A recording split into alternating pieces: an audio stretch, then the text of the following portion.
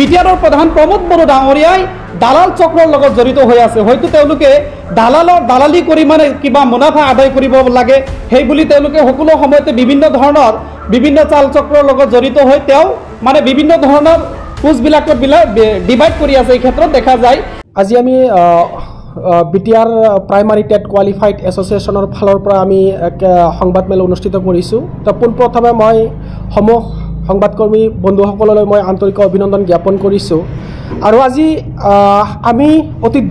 দুখেৰে প্ৰকাশ কৰিব বিচাৰিছোঁ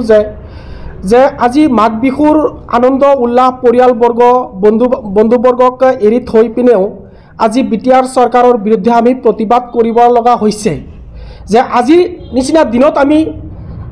প্ৰেছ বিবৃতি দিবৰ কাৰণে আমি বাধ্য হৈছোঁ যে আমাৰ মাঘ বিহুৰ দিনাও। তো ইতিমধ্যে আমাৰ বিটিআৰ চৰকাৰে যি আমাৰ টেট কোৱালিফাইড কেণ্ডিডেটসকলৰ লগত যি হেতালি খেলিছে, আমি পোনপ্ৰথমে আমি ধিক্কাৰৰ গৰিহণা দিছোঁ। যে যোৱা 20 ডিচেম্বৰ তাৰিখে অসমৰ মাননীয় মুখ্যমন্ত্ৰী ডাঙৰীয়াই 2 এদিনৰ ভিতৰতে 1216টা পোষ্টৰ LP UPৰ বিজ্ঞাপন প্ৰকাশ হ'ব বুলি তেখেতে ৰাজহুৱা সভাত প্ৰচাৰ মাধ্যমৰ জৰিয়তে তেখেতে প্ৰকাশ কৰিছিল। কিন্তু অতি দুখ আৰু পৰিতাপৰ বিষয় যে আজিলৈকে অসমৰ মাননীয় মুখ্যমন্ত্ৰী ডাঙৰীয়াই ৰাজহুৱা সভাত তেনেকুৱা ঘোষণা কৰাৰ পিছত তেখেতৰ কথাক কোনো ধৰণৰ গুৰুত্ব নিদি পিনে, তেখেতৰ কথাক সম্পূৰ্ণ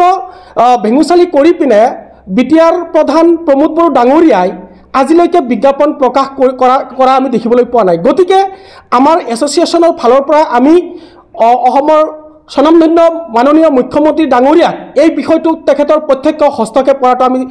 দাবী উত্থাপন কৰিছোঁ। যে 1216টা যি SIU এপ্ৰভেল হৈ অহা যি 1216টা পোষ্ট ইতিমধ্যে বিজ্ঞাপনৰ কাৰণে যি প্ৰকাশ হ'বলৈ গৈ আছে, আৰু সেই ক্ষেত্ৰত আমি মানে সন্দেহ প্ৰকাশ কৰিছোঁ যে এই 1200 পোষ্টৰ বিজ্ঞাপন প্ৰকাশ নকৰাৰ অন্তৰালৰ ৰহস্য যিটো, সেয়া মানে প্ৰমোদ বড়ো ডাঙৰীয়াই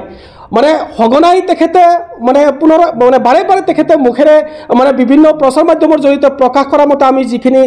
দেখিবলৈ পাইছোঁ। তো সেই ক্ষেত্ৰত আমাৰ সম্পূৰ্ণ সন্দেহ প্ৰকাশ হৈছে যে 1999 চনৰ আৰু 6 মহীয়া শিক্ষকসকলৰ লগত তেখেতে এই SIU এপ্ৰভেল 1216টা পোষ্টৰ বিজ্ঞাপন প্ৰকাশ কৰাৰ ক্ষেত্ৰত তেখেতৰ মানে কিবা উলট-পালট লাগি আছে। তেখেতে যিখিনি 1216টা পোষ্ট আহিছে সেইখিনি পোষ্ট NCT নৰ্মছ ফ'ল' কৰি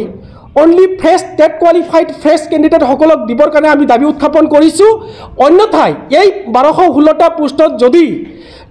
আপোনাৰ LP আৰু UPৰ কাৰণে যদি তেখেতে প্ৰকাশ নকৰি ইয়াত ভাগ বতৰা কিবা পৰ্যায়ত তেখেতে গুচি যায়, তেতিয়াহ'লে আমি এছ'চিয়েশ্যনৰ ফালৰ পৰা ফেব্ৰুৱাৰীৰ প্ৰথম সপ্তাহতে আমি কি কৰিম, আইনৰ দ্বাৰস্থ হ'ম। তো গতিকে আমি এছ'চিয়েশ্যনৰ ফালৰ পৰা সম্পূৰ্ণভাৱে বিটিআৰ চৰকাৰৰ ওচৰত দাবী উত্থাপন কৰিছোঁ যে চলিত মাহ জানুৱাৰী মাহৰ ভিতৰত বিজ্ঞাপন প্ৰকাশ কৰি সেই 1216টা পোষ্টক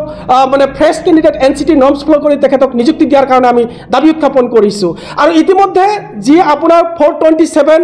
পোষ্ট ইতিমধ্যে আপোনাৰ মানে উইদাউট আপোনাৰ এডভাৰটাইজমেণ্টত নিযুক্তি প্ৰক্ৰিয়া মানে তেখেতে চলাই ল'লে। তো সেইখিনি প্ৰক্ৰিয়াটোতো আমি অসম চৰকাৰৰ মানে তদন্ত আমি দাবী উত্থাপন কৰি আহিছোঁ। আৰু এতিয়াও আমি আজিৰ আপোনালোকৰ এই সংবাদ মেলৰ জৰিয়তে আমি দাবী উত্থাপন কৰিছোঁ যে বিটিআৰত কোনো ধৰণৰ আপোনাৰ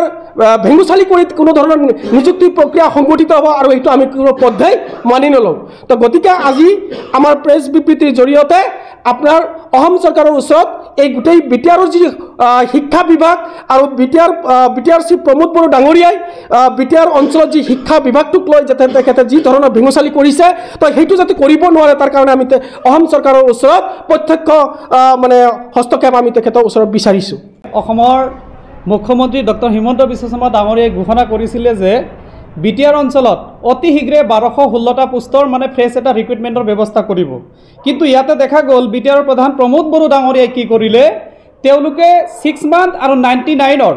ওজৰত তেওঁলোকে সকলো সময়তে এটা মানে দালালি প্ৰথা যেন কৰি থকা দেখা গৈছে কিয়নো ডক্টৰ হিমন্ত বিশ্ব শৰ্মা ডাঙৰে যি সময়ত ঘোষণা কৰিলে উইথিন শ্বৰ্ট পিৰিয়ডৰ ভিতৰত বিটিআৰ অঞ্চলত মানে ৰিক্ৰুইটমেণ্টৰ ব্যৱস্থা কৰিব লাগে কিন্তু আজিলৈকে বিটিআৰৰ প্ৰধান প্ৰমোদ বড়ো ডাঙৰীয়াই কোনো ধৰণৰ নিয়োগৰ ব্যৱস্থা নকৰিলে এই ক্ষেত্ৰত এটা কথা স্পষ্ট হৈ পৰিছে যে বিটিআৰৰ প্ৰধান প্ৰমোদ বড়ো ডাঙৰীয়াই দালাল চক্ৰৰ লগত জড়িত হৈ আছে হয়তো তেওঁলোকে দালালি কৰি মানে কিবা মুনাফা আদায় কৰিব লাগে সেই বুলি তেওঁলোকে সকলো সময়তে বিভিন্ন চাল চক্ৰৰ লগত জড়িত হৈ তেওঁ মানে বিভিন্ন ধৰণৰ পোষ্টবিলাকত